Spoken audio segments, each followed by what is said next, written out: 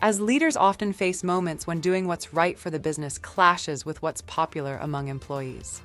Whether it's restructuring, policy changes, or tough performance calls, avoiding necessary decisions to stay liked can harm the organization, and ultimately, your credibility.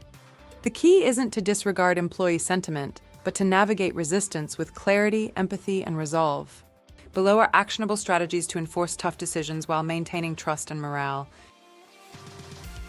This explanation is about how to communicate difficult organizational changes, like layoffs or restructuring, in a way that builds trust and reduces resistance. Let's break it down. Why it matters. People naturally resist change, especially when it feels sudden. It lacks context or justification. It creates fear about the future.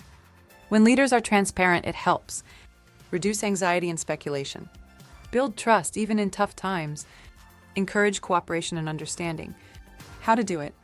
Pre-decision context. If possible, signal challenges ahead. For example, cost pressures may require adjustments. Explain the why. Frame the decision in terms of long-term survival, customer needs, or team fairness. Acknowledge the pain. I know this is difficult, but here's why we must do it. Example, instead of announcing layoffs abruptly, explain market pressures and explore alternatives first.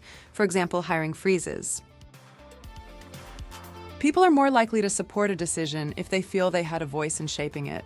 Even if leadership makes the final call, involving others builds trust and buy-in. Surfaces practical insights you might miss. Reduces resistance and backlash later. Think of it as moving from "this is being done to me" to "this is something I helped shape." How to do it. Consult influencers. Bring in respected team leads, managers, or informal influencers early in the process. They can vet ideas, offer frontline perspectives, help communicate and advocate for the change.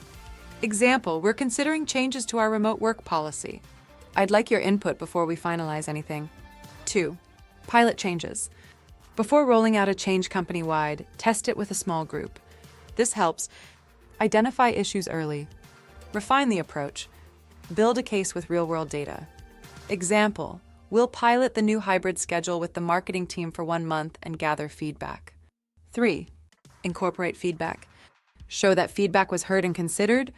Even if you can't act on every suggestion, explain why. Example, many of you asked for more flexibility on in-office days. While we need a minimum presence, we've adjusted the policy to allow team-based scheduling.